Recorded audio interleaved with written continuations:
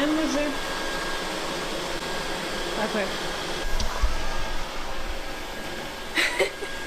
I'm pretty. Dobar dan, radni narode. Znam da sam lepa. Today is my pamper day. Danas ću ja malo da se častim. Znaš? Danas je petak i snimam se. Zamisli, nije sreda. Prvo što sam htjela da vam pokažem. Tada!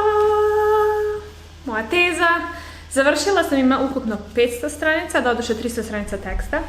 I morala sam da ištampam u 4 primjerka na 3 CD-a. Nek sve je ispalo nekih 320 evra. Katastrofa. S obzirom da ovo nije ona tvrda korica, baš mi je skupo, ali je dobro. Tako je. I pre nego što nastavim da pričam o mom danu, o tome što se dešavalo posljednjih dana, skinut ću ovu masku. Evo, vratila sam se iz prodavnice, već je skoro 1, pola 1. I, da krenem. Kao što sam vam rekla, ja sam nego sam isprintala i štampala disertaciju, tako da sam radila u sredu, odnela sam i onda sam morala se dogovorim i sve to da jednom isprobamo i onda da vidim da li sve u redu. Sve u redu bilo, tako da sam sutradan, to je bio četvrtak, sam ištampala, tako da to je gotovo, imam CD-ove, imam sve. Viš zaboravila sam da kupim fotrolu za CD-ove. Nema veze, uglavnom. I onda sam spavala onako ceo dan otprilike. Nisam spavala, nego sam samo ležala u krevetu i mozak mi je onako radio, ali telo mi je bilo mrtvo. Tako da nisam mogla se pomerim iz kreveta. Juče sam dosta vremena provela pričajući s drugim ljudima, sa drugaricama, sa porodicom, pošto do sad nisam imala vremena. I onda ono što je najbitnije, što ste vjerojatno vidjeli na Instagramu, to je bila šala, neću raskinuti sa dečkom, barem je ne još, ili on sa mnom, ali ozbiljno treba da se dogovorimo ko će šta kada radi, pošto ja ne znam iz kakvih vi kultura i država dolazite, ali ja se nikad nisam slagala s tim da žena radi sve u kući.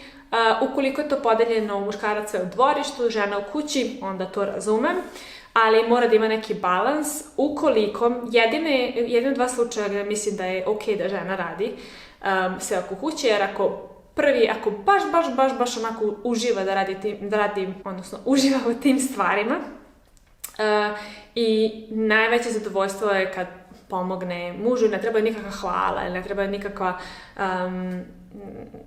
nikakva nagrada, samo to što je ona nekome učinila je nagrada po sebi. I u drugom slučaju je ako je muž taj koji zarađuje, samo on zarađuje pare i ima dovoljno para da finansira svoju porodicu ili barem ženu, onda ako je žena već kod kuće i ne radi ništa, onda, mislim ništa u smislu nema posao, onda naravno može da radi oko kući, to mi je onda skroz ok da se tako podele. Ukoliko želite decu, ako čujete neko buši, to su radovi. Jedan dan ćete imati decu i onda naravno da je bolje da majka bude sa decom, mada naravno nije nemoguće da majka radi, mislim, ali hoću da kažem samo u tom slučaju mi je ok da žena radi sve oko kuće.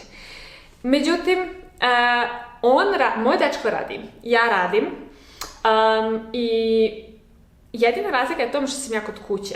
I onda nekako meni u glavi, kod kuće sam, pa mogu da uradim ovo. I onda na kraju ispadne da ja sve radim i onda shvatim da nemam dovoljno vremena da se bavim tezom, na primjer, ili tim stvarima koje sam htjela da se bavim, programiranjem i tako to. I onda ispadne da ja na kraju sve to uradim i zahvalan je on, daleko od toga da nije, ali to je samo privremeno, pošto sam ja kod kuće i onako polako postajem nezadovoljna zato što nemam vremena ni za što drugo, samo radim ili ribam. I nije toliko ribanja, nego idem za njim, sudove, perem, stavljam u mašinu, tako iskoristi sudove. Nije on sad najgori, ne pričam o tome, nego hoću da kažem sitnice, na primjer, on tako skuva nešto i onda ode na posao, a ja, na primjer, hoću da koristim šerpu ili hoću nešto da koristim, a onda prvo moram da sve to uzmem, da operem, da obrišem površinu i tek onda da pravim za sebe jelo, što onda mi već traje pola sata, sat vremena, znaš, tako da onda smo se dogovorili, odnosno ja sam isforsirala da se dogovorimo nekako i tako da sam uzela ovu tablu. Bela tabla je u pitanju, ona, mislim, možete da kupite bilo gde, jeftine su, i onda sam napisala on, ja, i onda sam napisala, na primjer, kupatilo i mi smo se dogovorili svake 3 nedelje da ribamo kupatilo. Što za neke verovatno je katastrofa, pošto neke ribaju svake nedelje. Ja ribam uglavnom svake 2. nedelje, međutim, bilo mi je okej kompromis da napravim s njim da ribamo svake 3. nedelje. I tako, druge stvari. I onda, na primjer, bacamo smeće, peremo veš, bla, bla, bla. I onda to ne bude toliko puno posla, zato što se rotiramo stalno.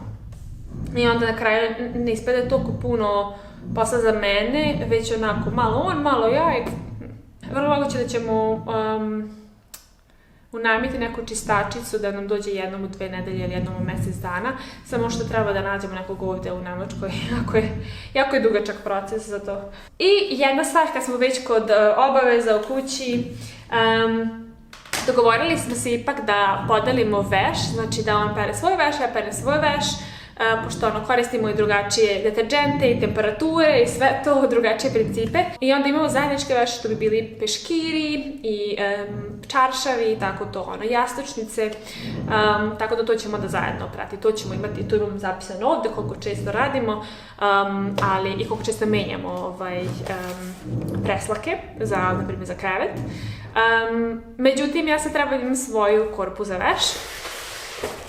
Što sam kupila ovde? Ajde da vidimo kako izgleda to.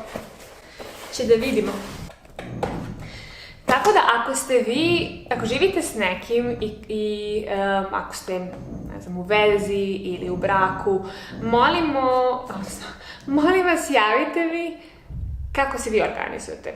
Ko preuzima šta.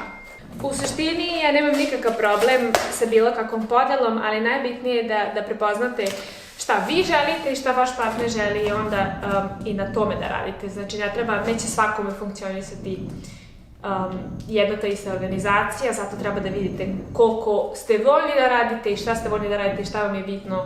I ja sam shvatila vrlo rano da mi nije neki užitak da čistim i da mi ne predstavlja toliko zadovoljstvo i da po meni je gubljenje vremena, to su stvari koje moraju da se odrade i stvarno kad čistim za sebe, sve radim brzo i minimalno i onako trudim se da brzo sve obavim i da sebi olakšam.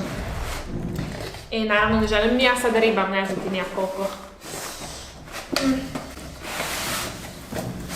Ali opet ne želim da živim u svincu. Mislim prvo ovo. Jel' tako? Je super. Evo imam je lepo. Presvaku. Super, tamo mogu da operem. Nije baš neki kvalitet, ali je za ono što mi treba je dovoljno. Ja što sam srećna. Baš lijepi stvar. Završila sam video, baš je bilo zabavno. Gledala sam, odnosno reagovala sam na sličnosti između srpskog i ruskog jezika. I znam da postoje puno, samo što ne znam šta tačno. U ovom videu se uglavnom radi o rečima. Malo je teško da sad onako pređeš gramatiku i ne znam, sintaksu, morfologiju i sve to. Mada verujem da je jako zanimljivo, ali mislim da je najlakše za ljude da vide onako sličnosti u vokabularu. I tako, međutim planiram da prvo izbacim ovaj vlog, najverovatnije sutra, vidjet ću ukoliko Nikolina bude mogla da vam prevede ovaj video brzo, ukoliko ne, sve ok Nikolina, ne moraš da žuriš. Sad ću da budem baba, ali moram da stavim da se zahvalim Eneko Ithagire, drugi Dominik, River, Get Rock and Chris. Naravno, to je moj mali budžet koji je za prevod i koji je u stvari za YouTube, tako da vidjet ću da uskoro verovatno promenim telefon, pošto mi je jako star, pa možda ću vlogove da snimam sa svojim telefonom koji će nadam se imati bolju kameru, tako da mogu da vas povedem svugde, jer ovako malo mi je teško sa tom kamerom, a ova kamera nije moja, to je od mog dečka, tako da ne bi da se zezam s njom. Hvala puno što ste me pratili i ovaj put, u ovom danu. Nadam se da ste nešto naučili. I ništa, to je to. Vidimo se sljedeći put. Ćao!